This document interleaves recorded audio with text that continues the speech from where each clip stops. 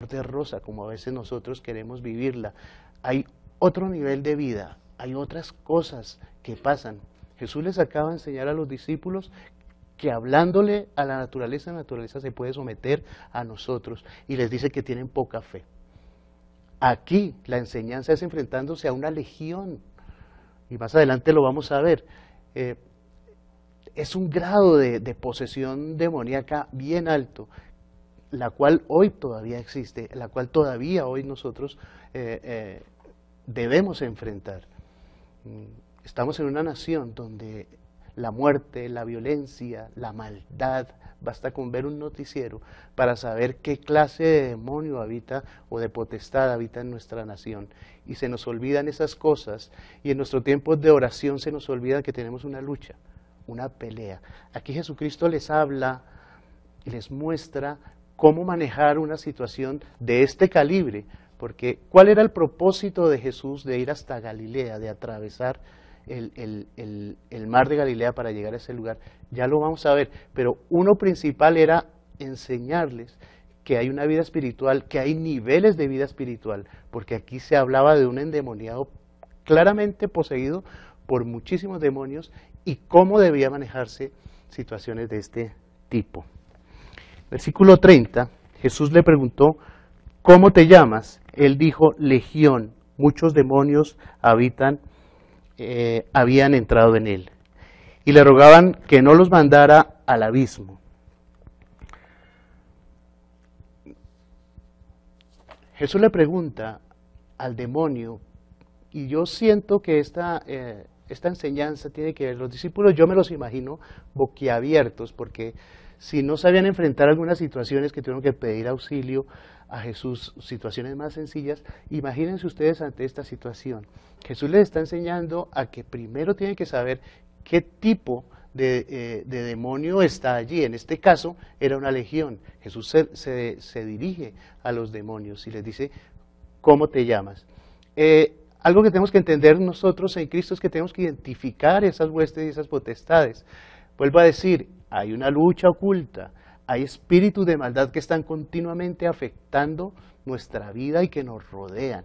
Y si la palabra se toma el trabajo de mostrárnoslos, si estos hombres que inspirados por el Espíritu Santo nos dejaron escrito estas experiencias, es porque no podemos ignorarlas. Hay una vida espiritual, y es una guerra y es una lucha. En este momento se trata de identificar quiénes eran para poder atacarlos y en este caso sacarlos de este hombre. Versículo 32, había allí un hato de muchos cerdos que pasían en el monte y le rogaron que los dejara entrar en ellos. Él les dio permiso. Entonces los demonios salieron del hombre y entraron en los cerdos, y el hato se precipitó por un despeñadero al lago y se ahogó. Quien tiene autoridad sobre los demonios es Cristo. Los hombres no tenemos autoridad sobre los demonios. Los hombres somos afectados e influenciados negativamente por los demonios. Por eso cuando estemos enfrentados a situaciones de este tipo, tenemos que tener claro que no es nuestra lucha, sino es nuestra lucha con Cristo, no solamente solos, sino en Cristo, y por el Espíritu Santo es que tenemos esa autoridad. Jesús tiene la autoridad, los demonios muestran allí que se sujetan a Cristo, y por eso le piden que el tratamiento sea especial. Ellos sabían que su final era salir de este hombre y dejarlo, porque estaban ante el mismo Jesucristo. No es con nuestra fuerza, no es con nuestra intención, es por el Espíritu y con Cristo Jesús, que nosotros tenemos autoridad sobre los demonios. No nos olvidemos eso, para que nuestra lucha no perdamos ese tiempo y sea infructuosa. Va a tener fruto y va a tener resultado cuando Cristo mismo, en el nombre de Cristo y por el Espíritu, tengamos autoridad sobre los demonios. Los demonios le temen a Jesús. Si estamos con Cristo, ¿qué debemos temer? ¿Quién contra nosotros? Verso 34. Los que apacentaban los cerdos, cuando vieron lo que había acontecido, huyeron y dieron aviso a la ciudad y por los campos, y salieron a ver lo que había sucedido. Vinieron a Jesús y hallaron al hombre de quien habían salido los demonios sentados a los pies de Jesús, vestido y en un cabal juicio, y tuvieron miedo. Los que lo habían visto les contaron cómo había sido salvado el endemoniado. Entonces toda la multitud de la región alrededor de los Gadarenos le rogó que se alejara de ellos, pues tenía gran temor. Entró pues Jesús en la barca y se fue. Otro propósito de este viaje, nos lo muestra la palabra, era que su palabra se conociera en ese lugar.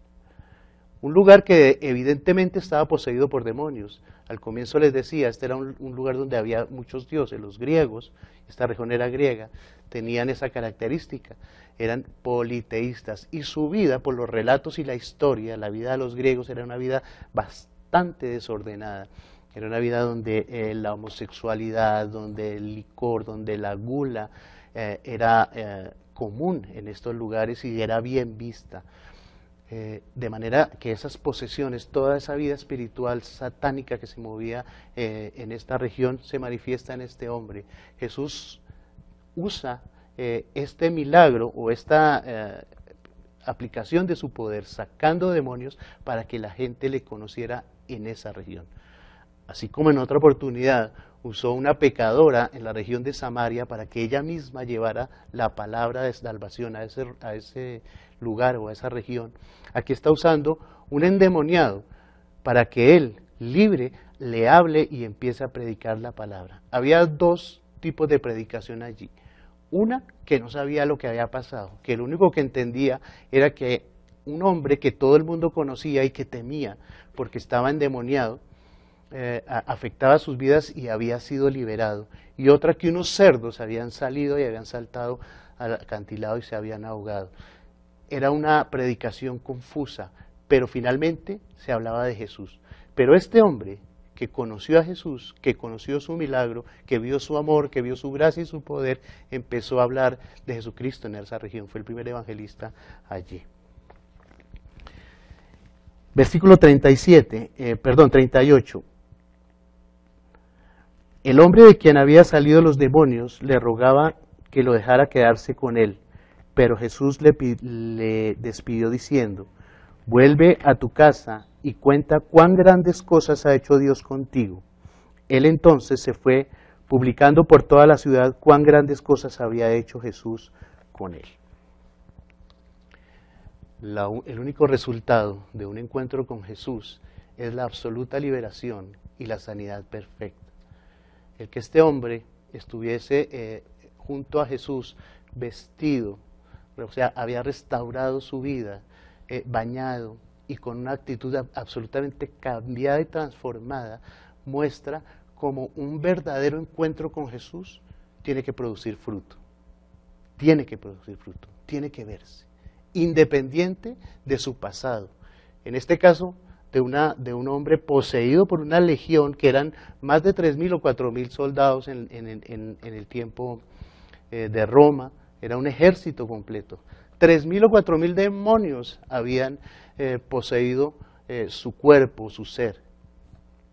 Jesús muestra aquí que donde Jesús está hay libertad, donde Jesús está hay vida y hay restauración.